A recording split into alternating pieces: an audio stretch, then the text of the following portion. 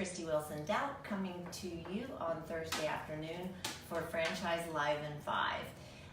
We are going through my recently published book called Adventures in Franchise Ownership, and it's the 4 Pillars approach. We're on Pillar 4, Chapter 16. So after this, only one more chapter. Hard to believe, but this chapter is called Meetings Aren't Sexy, but Accountability Is. Accountability is one of those issues that small business owners, whether you're a franchise or an independent, struggle with. So I have some major tips for how to build accountability into your business in this chapter.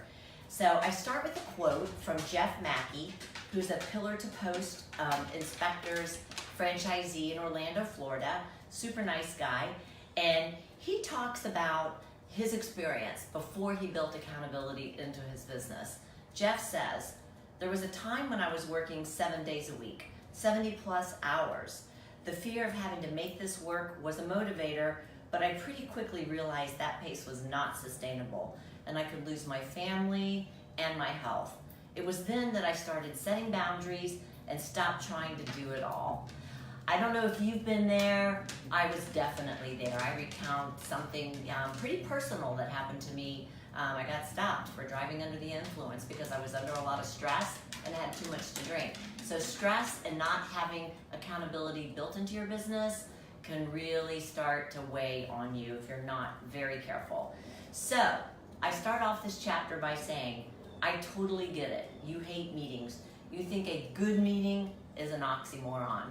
Well, in this book, in this chapter, I try to build a case for you for having a regularly planned annual meeting plan.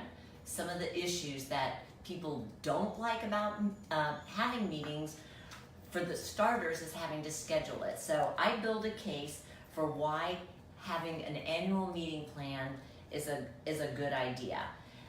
Number 1, planned meetings are opportunities to build teams, careers, and revenue. Number 2, planned meetings provide regular opportunities to capture valuable ideas. Of course, I add more to that, but these are just the bullets.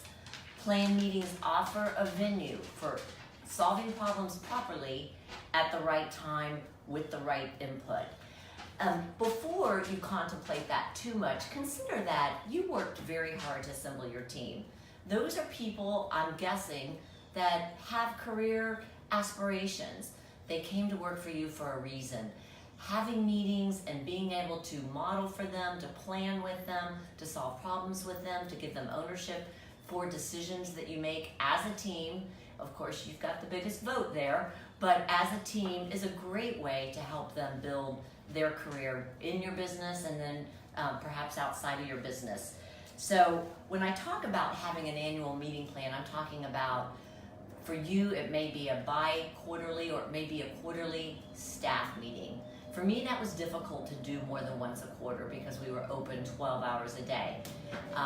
For you, it may be a weekend opportunity, but quarterly staff meetings are probably the best plan for meeting with your entire staff.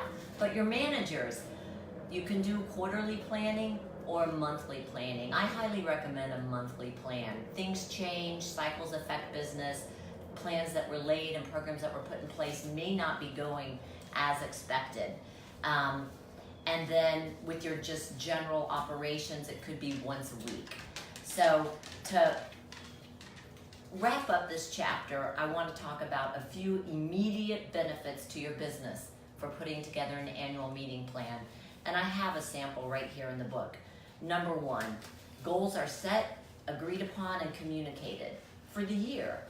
Results, number 2, are regularly reviewed and reported, reinforcing accountability. 3, interruptions are minimized because managers know the right time to discuss and clarify. In other words, no more of those hallway, hey, do you have a minute kind of interruptions.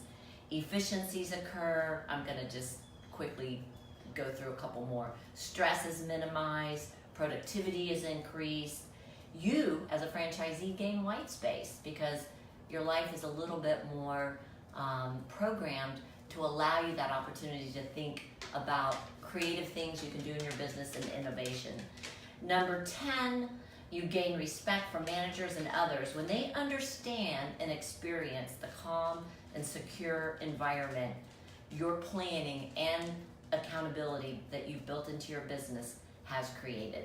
So I also make a case for the benefits of informal communication. Certainly there's a place for that, but meetings may not be sexy, but accountability definitely is. So that's it for this week. If you're interested in getting a copy, you can pop on Amazon or barnesandnoble.com, and I'll see you back here next week. Thanks so much. Take care.